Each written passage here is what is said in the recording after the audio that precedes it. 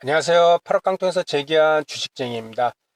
오늘은 저를 포함한 우리 개인 투자자분들께서 특정 종목을 매매를 하였을 시 그 성공 기준이 수익금의 크기인지 아니면 수익률의 크기인지 그 차이점에 대해서 말씀을 드리도록 하겠습니다. 어떻게 보면 수익금의 크기와 수익률의 크기가 뭐 다를 것 같지 않아 보이는데 오늘 제가 말씀드린 이 내용을 한번 잘 들어보시고 이 둘의 차이점이 우리가 주식 투자를 함에 있어서 어떤 변화를 줄 수 있는지 거기에 대해서 한번 생각해 보시는 시간을 가져보도록 하겠습니다. 먼저 종목별 매매 목표가 오직 수익금의 크기일 경우에 나타나는 이 부정적인 영향에 대해서 말씀을 드리겠습니다. 내가 주식 투자를 할 시, 자금 운영할 시 이런 목표 설정 없이 매매 횟수가 끊임없이 늘어날 수 있다는 것입니다. 수익금의 크기가 목표가 된다면은 그것이 오직 성공 기준이 된다면은 내가 특정 종목을 매수하기 전에 이 종목에 대한 목표를 설정하기가 매우 어려울 것입니다. 다시 말해서 이 종목을 매수하기 전부터 나는 이 종목에서 30만 원을 벌 거야. 아니면 뭐 70만 원을 벌 거야. 이런 생각을 갖고 매매하시는 분들은 거의 드물 것입니다. 이는 목표 설정이 어렵기 때문에 당일에 우리가 오전에 예를 들어 오전에 성공적인 매매를 마치고도 더 큰 수익금을 위해 그래서 매매 횟수가 더 늘어나고 그러한 매매 횟수가 늘어남에 따라 손실 가능성이 높아진다는 그런 위험성이 함께 이루어질 수 있다는 것입니다. 오전에 이런 경우 많았을 것입니다. 오전에 매매를 해서 수익을 잘 얻었는데도 더 큰 수익을 위해서 그래서 더 매매를 해서 그 수익금을 다 날리는 그런 경험이 많으실 것입니다. 그래서 먼저 첫 번째는 목표가 오직 수익금의 크기일 때 매매 횟수가 늘어남에 따라 우리가 매매를 통한 손실 가능성도 또 높아진다. 이러한 얘기를 말씀드리고요. 두 번째는 단타 매매가 주된 매매 형태로 고착화될 수 있다는 것입니다. 이는 아까 말씀드렸듯이 수익금에 대한 목표는 설정하기가 어렵습니다. 그래서 수익금을 나는 대로 확정하기 위해서 좋은 종목을 초기에 잘 매수하고도 수익금 확정을 위해 상승 초기에 매도를 하게 된다는 것입니다. 그래서 오직 수익금의 크기가 목표일 경우에 이런 단타 매매로 인해서 종목을 빨리 매도를 할 수가 있다는 점. 그리고 세 번째는 변동성이 큰 급등주 매매 비중이 높아진다.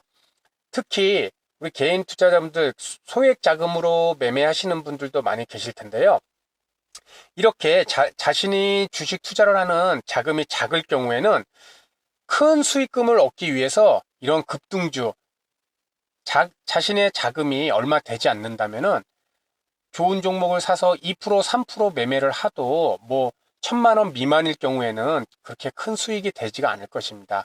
그렇기 때문에 이렇게 오직 수익금의 크기에 초점을 맞추다 보면은 자신이 자금이 작으니까는 뭐 2%, 3%, 1%도 상당히 만족스러운 수익률이긴 하지만 그렇게 됐을 때 자금에 비해 그 수익금이 너무 작다 보니까는 10%, 20% 이렇게 급등하는 종목을 목표로 매매를 할 수가 있다는 것입니다. 그런 매매를 계속 하시다 보면은 이런 급등주 매매가 비중이 높아질 수밖에 없다. 그래서 그것 또한 이런 부정적 영향으로 볼 수 있고요. 또 한 가지는 한 번에 큰 수익을 얻기 위해 한 종목의 몰빵이 습관화된다. 다시 말해서 내가 오직 목표가 큰 수익을 얻는 것이 목표이기 때문에 어떤 종목을 여러 종목을 산다거나 아니면은 그 종목을 분할 매수를 한다거나 1차, 2차, 3차 이런 식으로 분할 매수를 한다거나 이런 안정성에 초점을 두지 않고 오직 수익금의 크기를 위해서 더 큰 수익을 위해서 한 종목에 몰빵하는 그러한 매매가 습관화될 수 있다는 것입니다. 그리고 마지막으로 주식 투자의 가장 큰 적인 심리적 조급함과 탐욕에 빠질 수가 있다는 것입니다. 왜냐하면 더 큰 수익금을 얻기 위해서는 종목을 아까 말씀드렸듯이 많이 매매를 해야 되고, 그리고 내가 매수한 종목이 수익이 안 나거나 뭐 움직임이 없거나 이럴 때 바로 팔아버리고 그 더 큰 급등하는 그런 종목을 매매를 하게 될 수밖에 없습니다. 이는 매매에 이해할 때 우리 심리적으로 이런 조급함, 그리고 더 큰 수익을 위한 급등주 매매를 위한 이런 탐욕, 이것이 우리 주식 투자를 할 때 심리적으로 가장 큰 적일 것입니다. 이런 것에 지배를 당할 수 있다는 얘기입니다. 특히 지금 주식 투자로 손실을 보신 분들이나, 그리고 그런 분들은 아마 본전에 대한 생각 때문에 이렇게 급등하는 종목, 그리고 매매 횟수를 계속 늘려서 수익금을 크게 하기 위한 그런 노력을 많이 하실 텐데요. 아마 주식 투자를 오래 하신 분들은 잘 아실 겁니다. 그런 매매 횟수가 늘어나고 그런 급등주를 매매를 하면 할수록 오히려 계좌는 쪼그라들 수밖에 없다는 것이죠. 그래서 먼저 우리가 종목을 매매할 때 오직 수익금의 크기에만, 그것으로만 성공의 기준으로 둔다면은 방금 말씀드린 이런 부정적 영향, 그리고 나쁜 매매 습관을 가질 수가 되겠다, 그렇게 말씀을 드렸고요. 그렇다면은 우리가 종목별 매매를 함에 있어서 그 성공에 대한 기준이 수익률의 크기일 경우 그때 나타나는 투자의 변화에 대해서 말씀을 드리겠습니다. 먼저 종목별로 투자 목표를 구체적이고 현실적으로 계획을 할 수가 있습니다.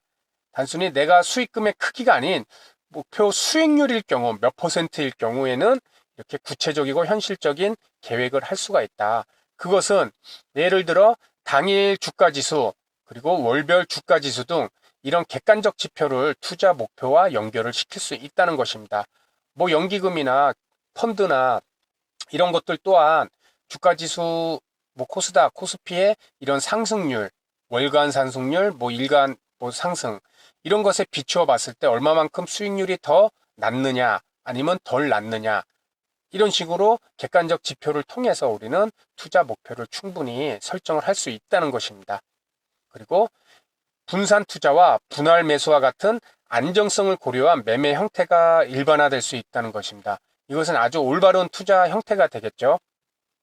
수익률이 목표이므로 작은 금액을 매매하여도 목표 달성이 가능하다는 것입니다. 다시 말해서 아까처럼 수익금의 크기가 목표라면은 한 종목 몰빵으로 해서 수익금을 최대한 크게 만드는 것이 목표가 되겠지만은, 이렇게 수익률이 목표일 때는 내가 가진 자금이 1억이라면은 뭐 1,000만 원으로 한 종목을 매수를 하더라도 그 수익률이 만약에 5%를 목표로 삼았다. 1,000만 원에 5% 달성하느냐 달성하지 않느냐가 이제 성공적인 기준이 되기 때문에 수익금이 크던 작던 그 퍼센트로, 수익률로 성공의 기준에 성공 기준을 잡을 수가 있다는 것입니다. 그렇기 때문에 그렇게 됐을 때 이런 분산 투자와 분할 매수도 충분히 우리가 할 수 있다는 것입니다. 그리고 세 번째는 신중한 종목 선정으로 수익보다 손실 관리에 중점을 두게 된다는 것입니다. 왜냐하면은 이 수익금의 크기에 초점을 뒀을 때는 어쨌든 수익이 난 금액이 자신의 수중에 들어와야 되는 것입니다.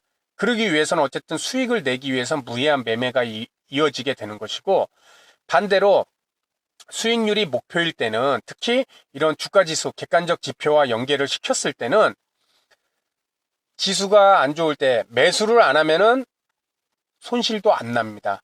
이런 심리적 여유를 충분히 가질 수가 있다는 것입니다. 다시 말해서 수익보단 손실 관리에 중점을 두게 되고, 우리는 1차적으로 자기 원금에 손실을 지키는 노력을 하게 된다면은 수익은 자연스럽게 연결이 될 수 있다는 것을 알게 될 것입니다. 수익금을 크기에 대한 목표를 두게 되면은 무리한 매매가 이루어질 수가 있는 것이고, 이렇게 목표를 정한 수익률을 지키려고 노력하다 보면은 이처럼 안정성에, 손실 관리에 중점을 두고 이것은 자연스럽게 수익으로 연결이 될 수 있다는 것입니다. 그리고 다음으로 목표 수익률을 달성했을 시 내가 일하는 종목을 5%라는 목표 수익률을 갖고 매수를 했는데 생각보다 일찍 달성을 했을 시 편한 마음으로 상승 추세가 계속 이어진다면은 장기 보유 또한 가능한 그런 심리적 여유를 가질 수 있다. 그리고 손실 금액 크기에 의한 자책이 아닌 수익금의 크기에 의한 자책이 아닌 매매 원칙과 기준을 지켰느냐가 매매 성공 기준이 될 수 있다는 것입니다. 수익률이 높고 낮다는 것은 자신의 매매 원칙과 기준을 통해서 그 종목을 얼마큼 잘 매매를 하였느냐 거기에 기준을 둘 수 있기 때문에 손실이 나더라도 자신이 매수한 종목에 의해서 손실이 나더라도 매매 원칙과 기준을 잘 지켰다면은 자책하지 않고 그것으로서 우리는 만족을 할 수 있다는 것입니다.